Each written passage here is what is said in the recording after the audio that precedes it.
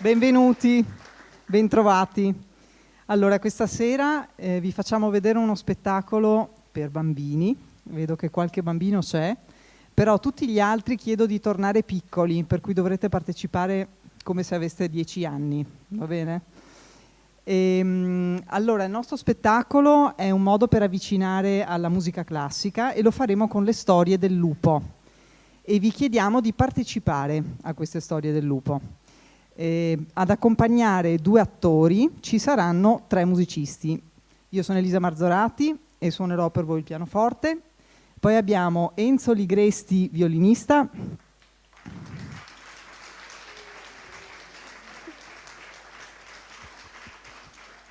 e Giuseppe Barutti, violoncellista.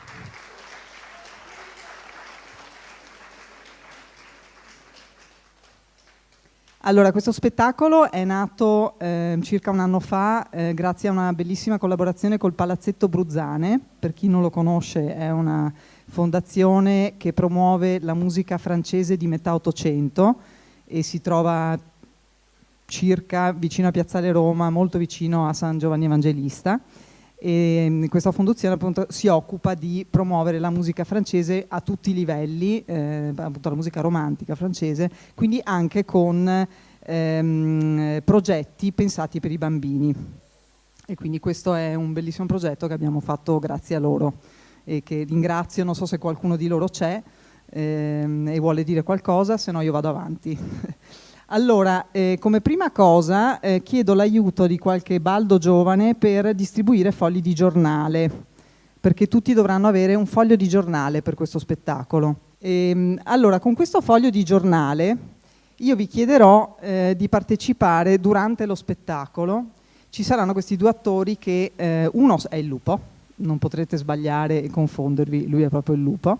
L'altra invece, Susi, sarà tutti i personaggi intorno al lupo, per cui sarà i 3 porcellini, sarà la mamma dei 7 capretti e poi Capuccetto Rosso e la nonna.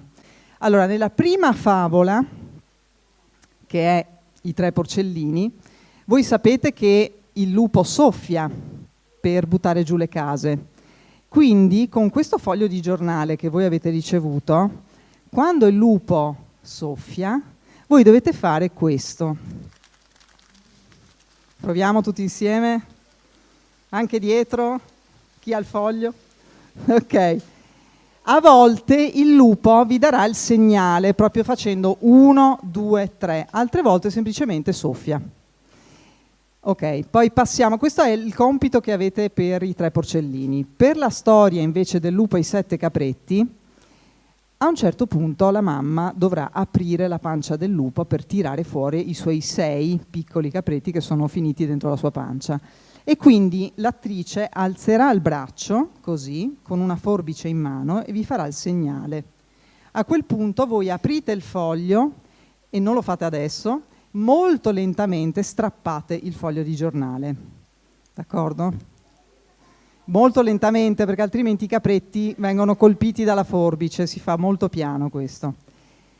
Poi alla fine avremo Capuccetto Rosso, e in questa storia io vi ho detto che c'è sempre il lupo e poi c'è Capuccetto Rosso e la nonna. Manca un personaggio, il cacciatore.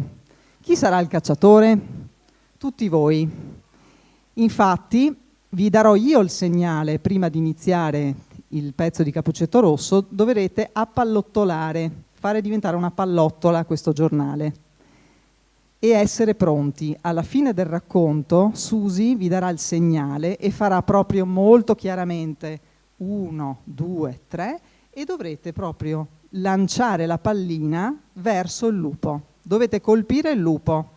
Siete autorizzati a colpire il lupo, va bene? Allora io spero. Di solito facciamo un laboratorio prima e delle prove con i bambini, però visto che ci sono molti adulti vi chiedo di aiutare un pochino e niente, questa è l'introduzione, vi auguro buon divertimento e niente, buona musica anche con il nostro trio. Grazie.